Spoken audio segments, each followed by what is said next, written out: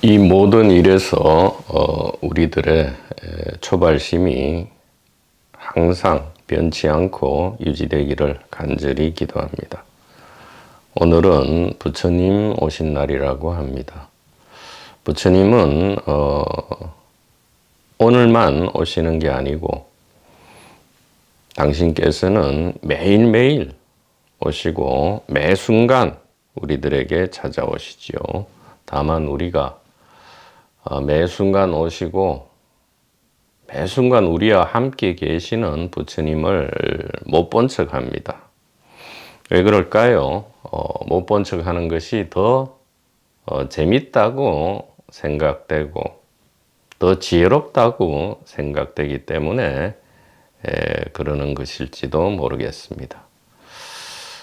오늘은 부처님이 그리고 여러 조사 스님들이 이 땅에 오셔서 우리와 함께한 그 까닭에 대해서 한번 이야기를 나누도록 하겠습니다.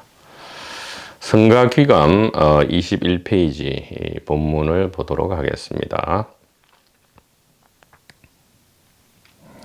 세종께서 세 곳에서 마음을 전하신 것은 선지요, 한평생 말씀하신 것은 교문이니라.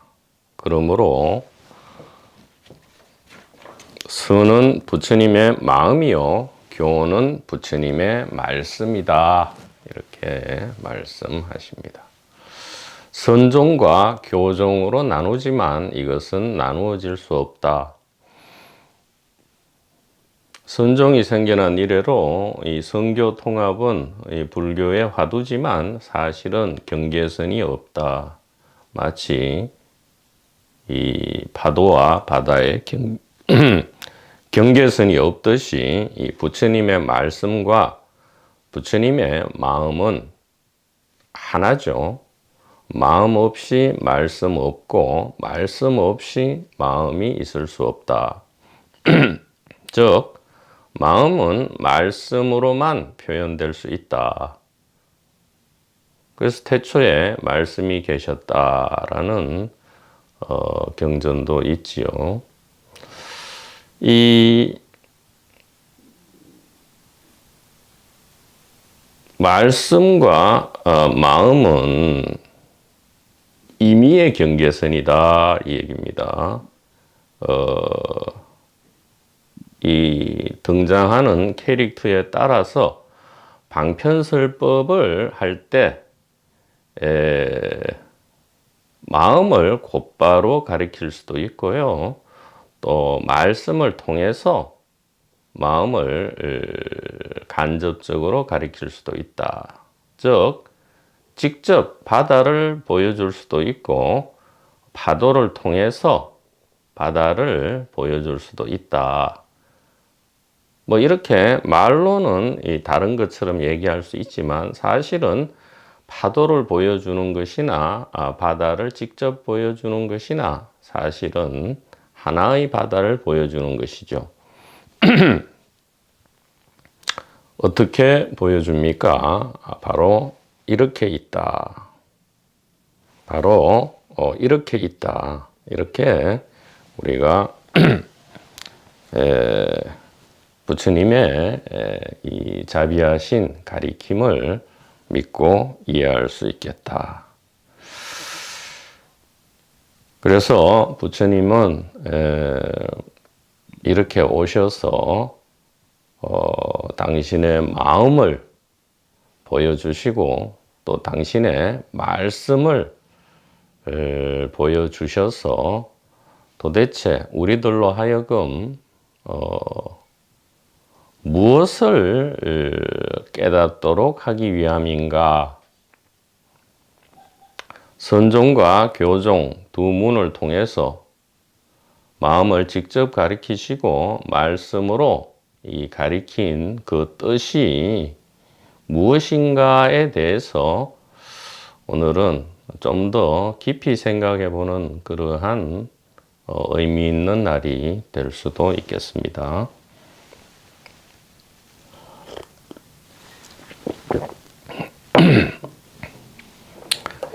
한마디로 말씀드리면 부처님은 5가지 경계선을 무너뜨리기 위해서 오셨다. 5가지 장벽을 무너뜨리기 위해서 오셨다. 그래서 그 결과로서 우리들 모두로 하여금 이 고통과 공포에서 벗어나도록 해 주시기 위해서 오셨다. 이렇게 단적으로 말씀드릴 수 있겠습니다. 왜냐하면 이 5가지 경계 라인이 우리를 고통과 공포로 올가매는 그러한 올가미가 되기 때문입니다. 자, 그래서 한번 구체적으로 말씀을 드려보도록 하겠습니다.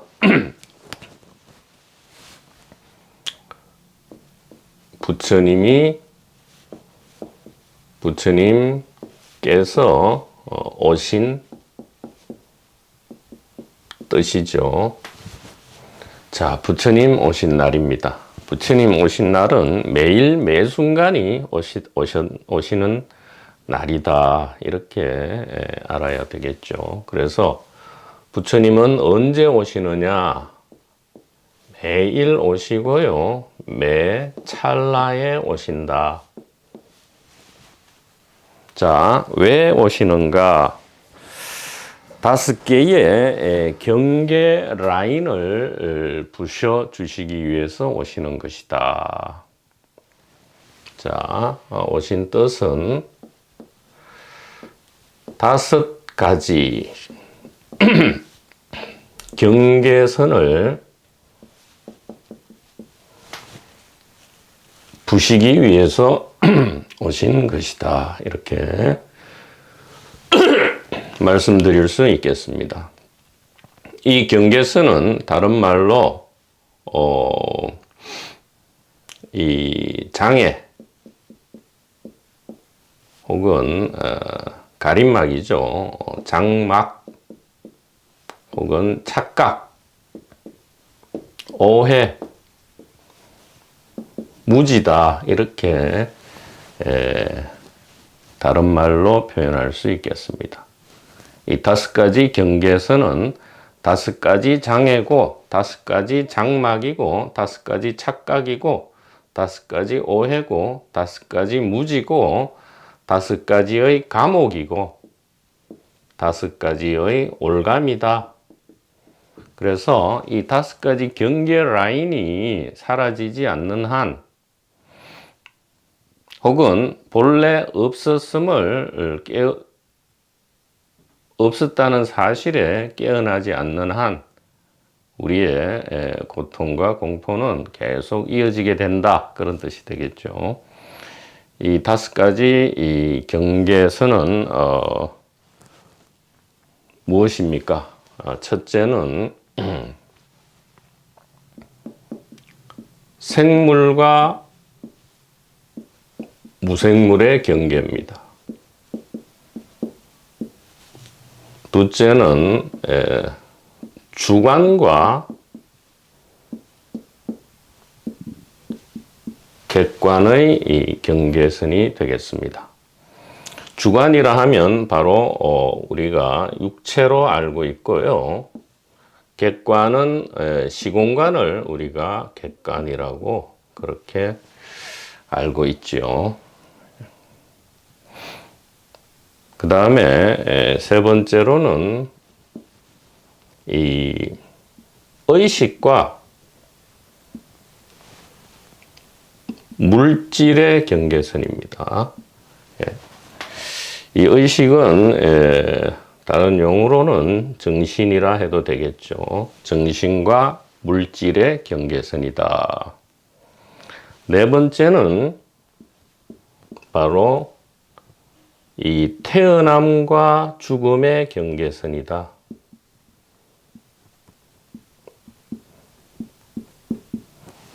즉 언제 태어나는지, 언제 죽는 것인지 그 경계선이 있다. 우리의 생각 속에는 이러한 경계선, 생사의 경계선이 있다 이렇게 이야기할 수 있고요. 또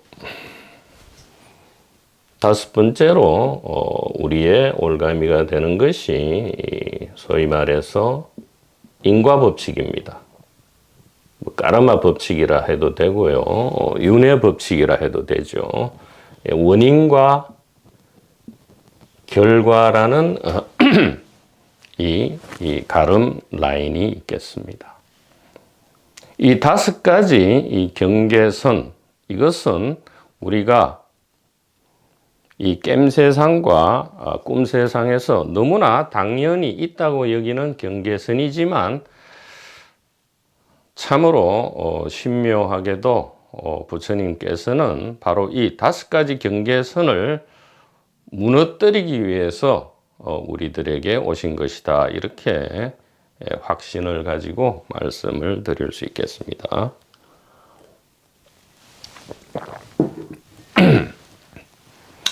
그래서 이 1, 2, 3번 경계선, 1, 2, 3번 경계선에 대해서 보통 연구하는 분야를 우리가 이제 과학이라고 이름을 붙이고요. 이 4, 5번에 대해서 주로 연구하는 분야를 우리가 종교, 철학, 형이상학, 신비주의, 그리고 요즘 유행하는 이 도판에서 이 4번과 5번의 경계 라인에 대해서 연구하는 분야다 이렇게 개략적으로 말씀드릴 수 있겠습니다. 그러면 이 과학과 종교의 중간에 있는 연구 분야는 당연히 3번이 되겠죠. 이 3번 부분이 바로 이 과학과 종교의 중간으로서 현대 양자 물리학, 현대 양자 물리학은 드디어 이 1, 2번에 대한 연구를 마쳤달까 아니면 일단 과제를 어느 정도 중간 결과로서 만족하고 지금 3번 주제에 돌입함으로써 과학과 지금 이 철학과 형이상학의 경계 라인이 좀 애매모호해진 상태, 그것이 이 현대 양자 물리학이다 이렇게 말씀드릴 수도 있겠습니다.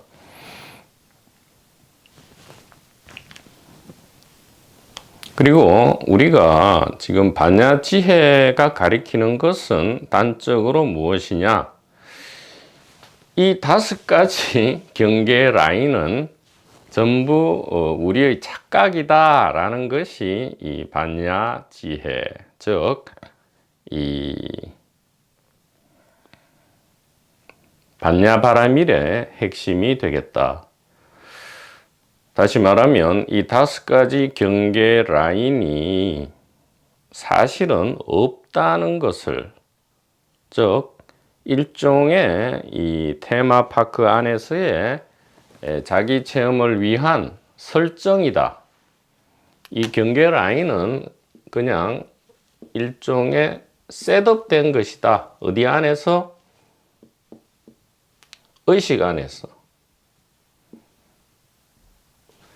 Set up in consciousness, 즉 의식 안에서의 설정이라는 것을 우리가 알아차리게 되는 것을 도노 깨달음이라고 한다. 다른 도노 깨달음은 없다 이 말이에요. 무슨 체험이 도노 깨달음의 증거가 아니고요.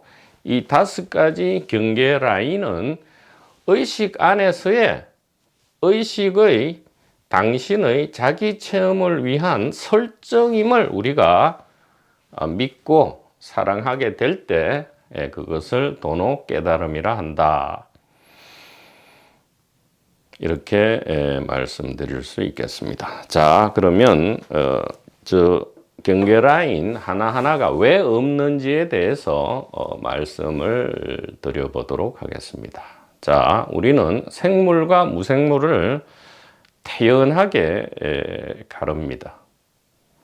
그러나 저 생물과 무생물의 경계 라인이 매우 애매모호하죠. 현대 첨단 과학에 의해서도 이 생물과 무생물의 경계 라인은 매우 애매모호합니다.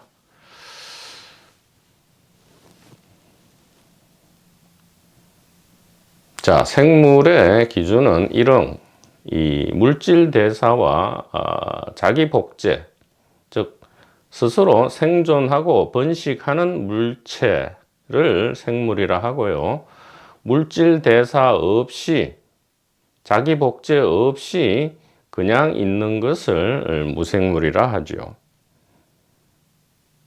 그리고 리차드 도킨스에 의하면 만약 그렇다면 생물의 핵심은 DNA, RNA가 된다. 즉 유전자가 생명의 본체가 되고요. 이 유전자야말로 영생을 누리기 위해서 이 운반 수단으로서 육체를 사용한다. 이제 이렇게 결론을 내릴 수밖에 없죠. 생물의 정의를 물질 대사와 자기 복제로 하는 한 그렇게 될 수밖에 없다. 그러나 물질 대사를 하고 자기 복제를 하는 것은 꼭 생물만은 아니죠. 우리가 무생물이라고 여기는 것들도 수없이 많이 이 물질 대사와 자기 복제를 하고 있습니다.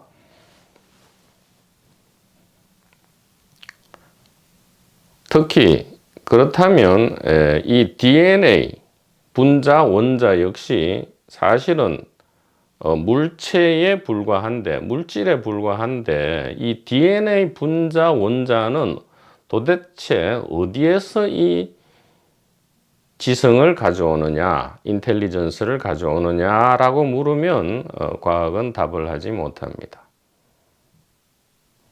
그리고 아주 미생물로 들어가면, 즉 박테리아나 바이러스, 그리고 단세포 생물로 들어가면 드디어 이 생물과 무생물의 경계가 아주 애매해지는 지점이 늘 있습니다.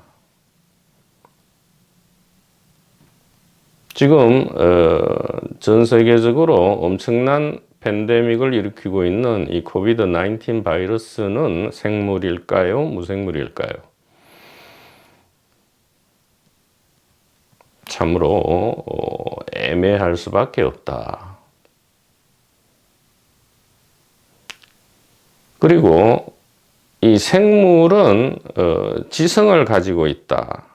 혹은 의식을 가진 듯이 보인다라는 것이 이 생물의 사실은 아주 중요한 특징이죠. 감각과 지각을 가진 듯이 보인다. 즉 우리가 아무리 AI가 뛰어난 AI가 바둑과 체스를 잘 둔다 하더라도 그 AI가 감각과 지각, 즉 자기의식을 가지지 않는다고 여기기 때문에 우리는 AI를 생물로, 즉 AI를 부셨을 때 살인죄로 처벌하지 않는다 이 말이죠. 그렇게 보면 이 생물의 핵심은 이 자기 스스로 움직이거나 자기 복제라기 하기보다는 이 감각, 지각, 즉 의식, 자기 의식을 가지고 있느냐, 셀프 컨시어스니스죠. 자의식을, 자기 의식을 가지고 있느냐의 여부인데, 그래서 우리가 이 생물체를 수도 없이 분해해 보죠. 무생물체 안에는 당연히 의식이 없지만 생물체 안에는, 즉 울고 웃고 기쁘고 슬퍼하는 이 영혼 내지 의식이 어디에 있는지를 생물체를 분해해서 아무리 찾아보아도 아직까지 그러한 의식 내지 영혼은 생물체 내부에서는 발견되지 않는다. 두뇌 내부에서도 그 어떤 의식이나 영혼의 흔적을 발견할 수 없다. 도대체 어디에서 울고 웃고 있느냐, 이것에 대해서 아직도 첨단 현대과학은 알지 못한다 이 얘기입니다. 그런데 부처님께서 오셔서 어떻게 말씀하셨느냐? 생물과 무생물은 전부 동일한 보살이다, 보디사트바다 이렇게 하셨죠.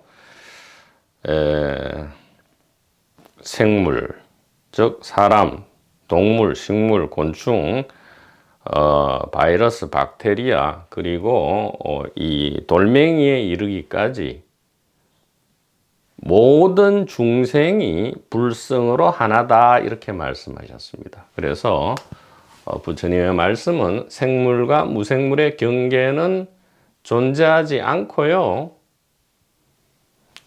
이 생물과 무생물을 통틀어서 불성이다, 즉 의식이다 이렇게 말씀을 하신 것입니다. 그래서 우리가 생물 안에만 있고 무생물 안에는 없다는 이 의식을 생물체 내에서 못 찾는 이유는 생물과 무생물이 통틀어서 의식 안에서의 일종의 셋업, 설정이다라는 이 진실을 우리가 몰랐기 때문이고요. 부처님께서 오셔서 말씀하신 순간 거기에 대한 믿음과 사랑으로서 우리가 드디어 깨어나서 이 첫 번째 경계선을 무너뜨리게 된 것이다. 자, 두 번째 중요한 경계선이 있죠. 우리가 좀처럼 이것을 믿기 어려운 경계선, 즉 없다는 것을 믿기 어려운 경계선이죠. 즉 있음을 확신하는 이 주관과 객관의 경계선 역시 없다. 왜 그렇느냐? 주관을 우리가 보통 육체로 여기고요. 객관을 시공간이라 하는데 육체와 시공간은 사실은 같은 것이다 이 말이죠. 마치 생물과 무생물이 같은 것처럼 왜 그렇습니까? 지금 일단 주객에 경계선이 있다고 가정하고 이것을 검증해 보고요. 그것이 검증이 안 될 때는 거짓이 되는 것이죠. 자, 지금 이것을 주관이라 가정하고요. 지금 이것은 객관이라고 우리가 가정이 아니라 꿈 세상과 깸 세상에서 그렇다고 우리는 믿고 있죠. 이것이 주관이고 이것이 객관이다. 자, 그러나 우리가 이 객관을 늘 매 순간 섭취를 해야 됩니다. 이 공기도 객관이죠. 이 공기와 물을 우리가 섭취하지 않으면 이 주관이 죽죠. 즉 사라진다고 합니다. 즉 객관과 교류하지 않으면 주관은 사라진다 이렇게 알고 있죠.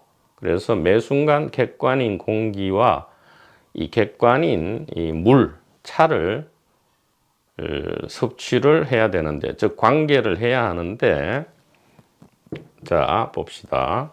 지금 이 차는 객관이니까 내가 아니죠.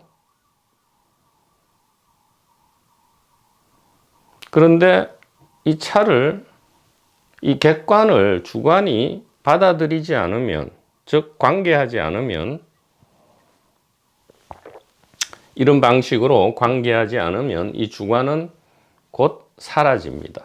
자, 이럴 때 이 음식과 공기와 물이 객관이죠. 음식과 공기와 물은 객관인데 이 객관은 언제 주관으로 바뀌느냐 한번 숙고해 볼 때 결코 객관이 주관으로 바뀌는 적은 없다 이 말이죠. 언제 주관으로 바뀝니까? 입속에 들어오면 주관이 됩니까?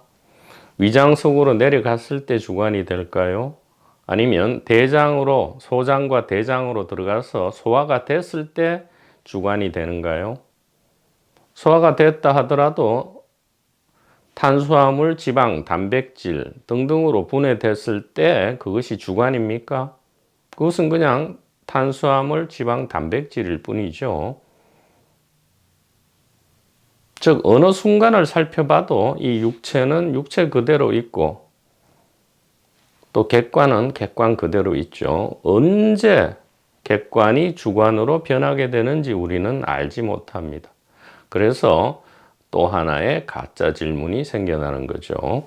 이 5가지 경계 라인을 우리가 믿는 순간 5가지 가짜 질문이 발생하죠. 그 가짜 질문은 이렇습니다. 무생물은 언제 생물로 바뀌는가? 40억 년 전에 첫 생명이 탄생했다. 즉, 첫 자기 복제 분자가 탄생했다 하지만 어떻게 바뀌느냐 이 말이에요. 무생물이 어떻게 생물로 바뀌느냐. 그리고 지금 살펴본 바와 같이 음식, 공기, 물과 같은 객관이 언제 주관으로 바뀌느냐라는 또 다른 가짜 질문이 생겨날 수밖에 없죠. 세 번째 착각과 가짜 질문을 보겠습니다. 우리는 정신과 물질로 늘 나눕니다. 그런데 우리가 보고 듣는 모든 것은 사실은 과학에 의하면, 과학적 상식에 의하면 물질밖에 없죠. 우리의 정신을 발생시킨다는, 우리의 의식을 발생시킨다는 두뇌를 아무리 분석하고 현대 첨단 과학으로 연구, 탐색을 해보아도 어떤 순간에 이 물질이 의식으로 변환되는지를 우리가 알 수 없다. 그 경계선을 알지 못한다 이 말이죠. 그 다음에 이 4번과 5번 우리가 이 길을 처음 나서게 된 동기가 되겠죠. 이 생사 문제, 원인과 결과의 문제입니다. 이 경계 라인이 과연 존재하는지, 또 우리가 존재한다고 믿기 때문에 고통과 공포를 가져오는 이 생사의 경계 라인에 대해서 우리가 너무도 깊은 의문을 일으켜서 이 공부의 길로 나서게 되었죠. 우리 인류는 영원히 그러할 것입니다. 알려진 역사상의 최초의 생사 문제 해결에 길을 나선 사람은 길가메시죠. 이 부분에 대해서는 언젠가 이야기를 한 것 같습니다. 자, 저 태어남의 경계선, 그리고 죽음의 경계선. 우리는 언제 태어납니까?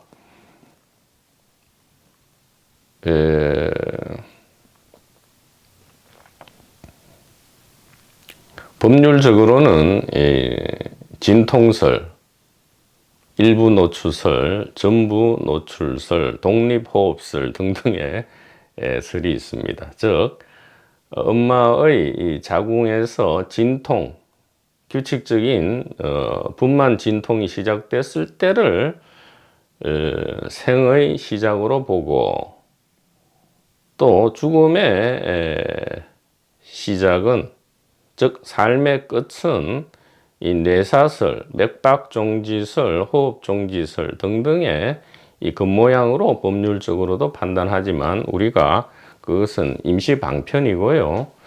실제로 우리가 언제 태어나는지를 곰곰이 숙고해 보면 이것도 참으로 애매모호하고 만만치 않은 문제다.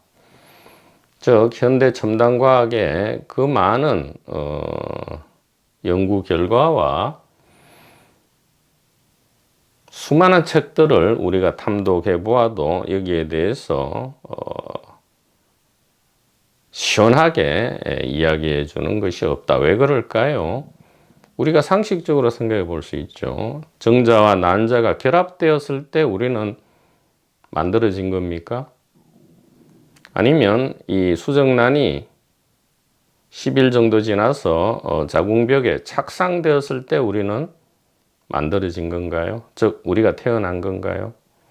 아니면 이 수정란이 세포 분열을 해서 2개월 정도 지나서 어느 정도 형태를 갖추었을 때 우리는 태어난 것인가요?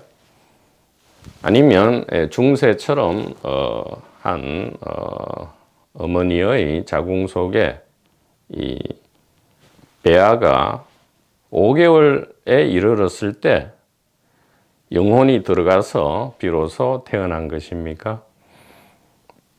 아니면 그야말로 겉모양의 기준으로 우리가 이 10개월을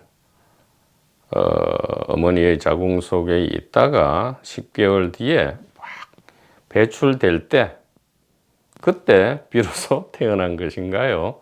그것은 너무 애매모호하죠. 왜냐하면 9개월에도 여전히 거의 이 인간의 형태를 그 내부 장기를 다 갖춘 채로 완벽하게 갖춘 채로 심지어 사고작용도 하죠. 사고작용도 하고 외부 위험으로부터 도피작용도 하면서 있었던 9개월 15일째는 도대체 태어나지 않은 것인가요? 이렇게 따져보면 즉 그러면 수정난 이전에는 안 태어난 것입니까? 즉 정자와 난자 상태에서 추후에 우리가 될 그 정자와 난자 그것도 매 순간 매 개월마다 변환되죠. 그래서 어느 정자와 어느 난자가 우리의 수정난이 될지 알 수 없죠. 그러나 그러한 정자와 난자 상태에서는 우리는 아직 태어나지 않은 것인가요?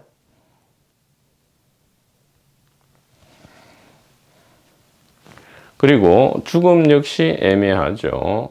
무엇이 죽는 것인가? 참으로 애매합니다. 육체가 죽는 것이라면 육체는 물질이고요. 물질은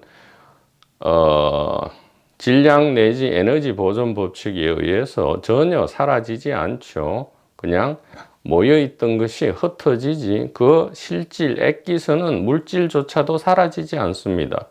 우리가 보통 죽는다 할 때는 의식이 이제 없어지는 것을 죽는다 하지만 의식이 없어지는 것은 비단 죽음뿐만이 아니죠.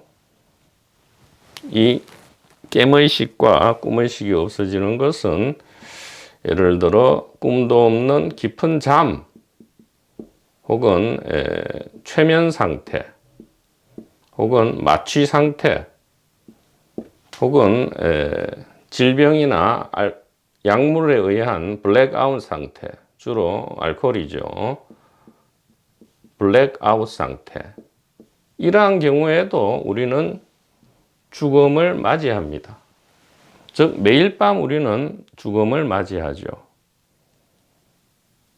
그리고 요즘 특히 연구가 많이 되고 있는 NDE 즉 임사체험 이 의식에 의하면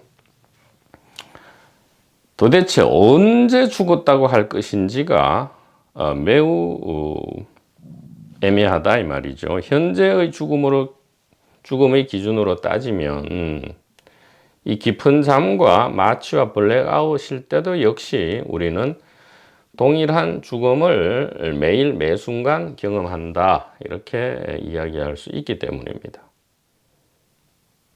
즉 태어남과 죽음의 경계선 역시 매우 애매모호하다 이 얘기죠. 그 다음에 우리는 이 원인과 결과에 대해서 즉 인과법칙으로 이 세상 모든 일들을 판단을 하죠. 그래서 어떤 좋은 결과에 대해서도 원인을 찾고요. 나쁜 결과에 대해서도 특정한 원인을 찾지만 사실 어떤 결과치에 대해서 원인치를 추급해 들어가면 원인이 아닌 것이 없다 이 말이죠. 어떤 살인의 결과가 나왔다. 그러면 살인자가 있다. 그 살인자는 왜 있느냐? 그 살인자가 언젠가 죽을 뻔했는데 누군가가 도와주어서 그 살인자가 살아났다. 그래서 10년 뒤에 살인을 저질렀다. 그러면 선행을 한, 즉 죽을 뻔한 그 살인자를 살려준 그 선행한 사람이 살인의 원인이 될 수도 있죠.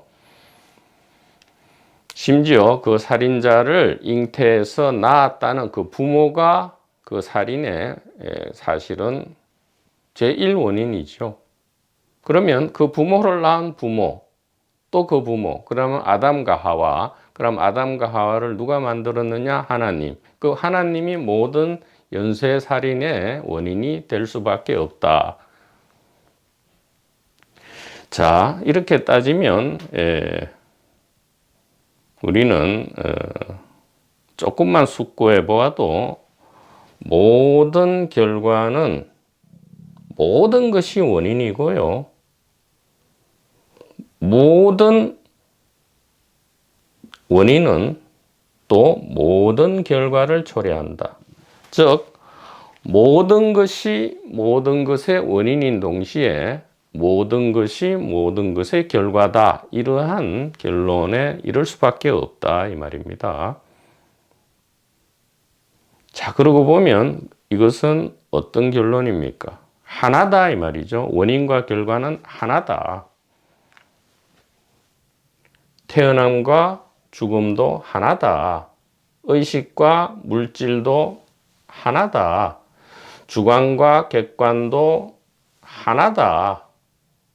생물과 무생물도 하나다. 라는 어떻게 보면 이 부처님께서 오신 말씀을 도무지 믿지 않을 수가 없는 그러한 결론에 도달할 수밖에 없습니다. 우리가 외면하지 않고 이 5가지 경계 라인이 진실로 있는지 우리가 이 초발심을 가지고 즉 천진하고 해맑은 마음으로 살펴볼 때 도무지 이 경계 라인을 그 어떤 과학적 지식에 의해서도 그 어떤 종교적이고 철학적 지식에 의해서도 이 경계 라인을 우리가 도무지 확인할 수 없음을 알게 됨으로써 드디어 부처님께서 오신 이 날의 뜻이 이루어지는 것이다. 즉, 이 장애와 장막과 착각과 오해와 무지와 감옥과 올가미가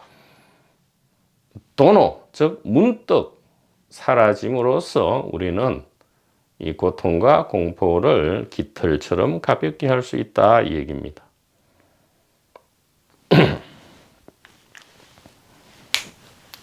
즉, 이 5가지 경계 라인은 도대체 무엇이었느냐?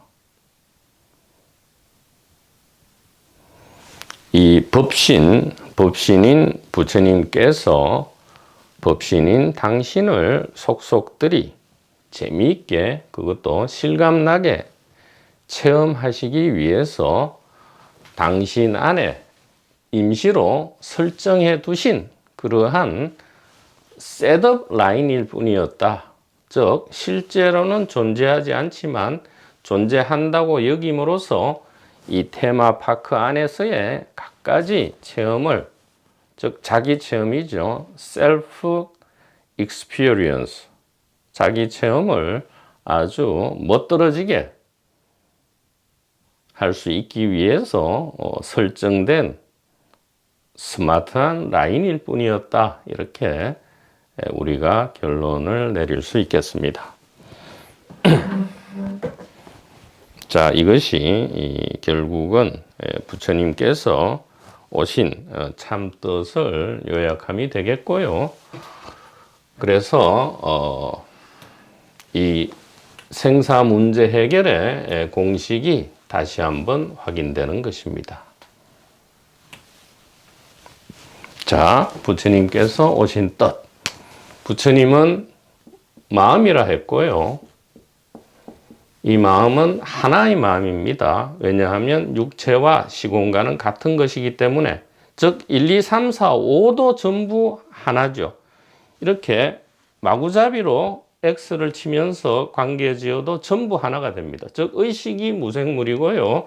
죽음이 생물이고요. 원인이 시공간이고 죽음이 육체다. 이런 식으로 전체를 아무리 연관지어도 이것은 단 하나의 마음 안에서 단 하나의 의식 안에서의 설정일 뿐이기 때문에 부처님은 하나의 마음이고요.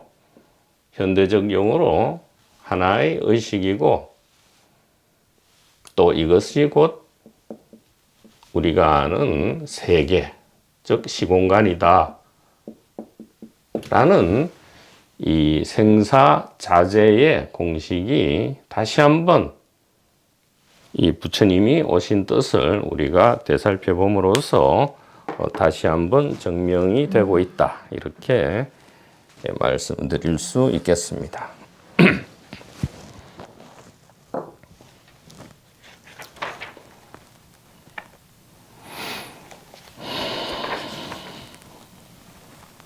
자, 그래서 이 성가귀감 24페이지 본문으로서 다시 한번 확인을 해 보도록 하죠. 그러므로 누구든지 말에서 잃어버리면 꽃을 드신 것이나 방긋 웃는 것이 모두 교의 자취만 될 것이요. 마음에서 얻으면 세상의 온갖 잡담이라도 모두 교밖에 따로 전한 선지가 될 것이다. 즉 말에서 잃어버리고 쓰여진 글에서 우리가 길을 잃어버리면 부처님이 오신 뜻을 알 수가 없게 된다. 생물이다, 무생물이다, 주관이다, 객관이다, 의식이다, 물질이다, 태어남이다, 죽음이다, 원인이다, 결과다. 이게 전부 말이고 글씨죠. 즉 생각입니다. 즉 바다에서 일어나는 파도다 이 말이죠. 우리가 파도에서 길을 잃으면 버젓이 바다 안에 있으면서도 바다 안에서 길을 잃어버리는 것이지요. 그러한 착각과 꿈속에 매몰되어 버린다 그 얘기입니다. 그러나 마음에서 얻으면 모두 교밖에 따로 전한 선지가 될 것이다. 즉 교의 별전이죠. 이렇게 되면 마하가섭 존자만이 삼처 전심으로서 부처님의 마음을 전해받은 것이 아니고요. 우리들 모두가 부처님의 말씀에 대해서 귀를 기울여서 믿음을 일으키는 순간 이 5가지 경계의 라인이 전부 말에 불과하다는 것을 알게 됨으로써 이 마음을, 즉 의식을 우리가 알게 된다 이 말입니다. 저 5가지 경계의 라인은 본래 존재한 것이 아니고요. 그냥 하나의 의식 안에 설정일 뿐이다. 왜 이런 설정을 해 두셨느냐? 부처님께서는 그리고 하나님께서는 즉 우리는 우리 자신을 너무 사랑한 나머지 우리 자신을 자세하고 재밌고 실감나게 체험을 하기 위해서 이렇게 설정하고 오시고 체험하고 계신 것이다. 어떻게 해요? 바로 이렇게요. 이렇게 체험을 하고 계신 것이다. 라고 말씀드릴 수 있겠습니다. 대단히 감사합니다.